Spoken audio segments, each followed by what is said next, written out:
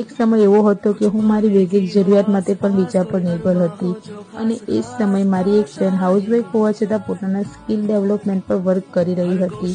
ફરક માત્ર એટલો જ હતો કે એને પોતાનો સમય લર્નિંગમાં ઇન્વેસ્ટ કર્યો અને મેં મારા સમયને એન્ટરટેનમાં. પછી મને રિયલાઇઝ થયું કે જો બદલાવ જોઈએ છે તો પગલું મારે જ ભરવું પડશે. એ પછી હું એને મેસેજ કર્યો અને ગાઈડન્સ માંગ્યું અને એને મને એક લર્નિંગ પ્લેટફોર્મ બતાવ્યું કે જ્યાં મારા જેવી ઘણી સ્ત્રીઓ પોતાની સ્કિલ અપગ્રેડ કરીને પોતાનો સેલ્ફ ગ્રોથ બિલ્ડ કરી રહી હતી. ત્યાર પછી હું પણ શીખવા લાગી સ્મોલ સ્ટેપથી. આજે હું પ્રાઉડ ફીલ કરું છું કે મારા ફેમિલીમાં કોન્ટ્રીબ્યુશન, રિસ્પેક્ટ અને મારી પોતાની ઓળખ બનાવી છે. જો તમને મારી સ્ટોરીથી થોડું પણ મોટિવેશન મળ્યું હોય તો તમે તમારા સ્કિલ લર્નિંગની શરૂઆત કરી શકો છો.